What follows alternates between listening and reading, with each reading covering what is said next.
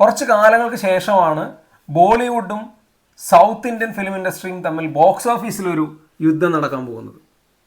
വാർ 2ഉം കൂലിയും ഒരുമിച്ച് ഒരേ ദിവസം റിലീസ് ചെയ്യാൻ പോകുന്നു. ബോക്സ് ഓഫീസിൽ ഭയങ്കരമായിട്ടുള്ളൊരു കോമ്പറ്റീഷനാണ് എല്ലാവരും പ്രെഡിക്റ്റ് ചെയ്തിരുന്നത്.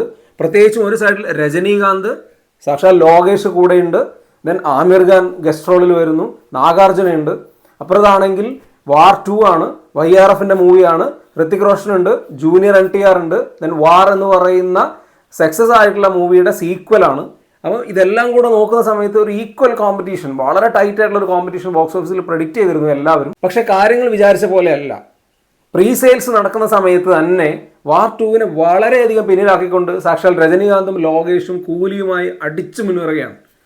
എവിടെയും വാർ 2വിനെ നിലത്തൊടിയിക്കാൻ പറ്റാത്ത രീതിയിലാണ് കൂലിയുടെ മുന്നേറ്റം. ബോക്സ് ഓഫീസിൽ ഒരു കോമ്പറ്റീഷനെ ഇല്ല എന്നുള്ള നിലയ്ക്കാണ് കാര്യങ്ങളുടെ പോക്ക്. കാരണം കൂലി അത്രയ്ക്കും ഹെഡ് ചെയ്ത് പോവുകയാണ്. അപ്പോൾ ഒരുപക്ഷെ റിലീസിന് ശേഷം റിപ്പോർട്ടുകൾ അനുസരിച്ച് ഒരു പക്ഷേ ഫൈനൽ ബോക്സ് ഓഫീസ് നമ്പറിൽ മാറ്റങ്ങൾ വന്നേക്കാം. പക്ഷെ എന്നിരുന്നാലും ഫസ്റ്റ് ഡേ കളക്ഷൻ ആര് തൂക്കുമെന്നുള്ള കാര്യത്തിൽ ഇനിയൊരു തർക്കത്തിൻ്റെ ആവശ്യമുണ്ടെന്ന് തോന്നുന്നില്ല. വളരെ കൃത്യമായിട്ട് തന്നെ കൂലിയുടെ ലീഡ് ഉയരുകയാണ്.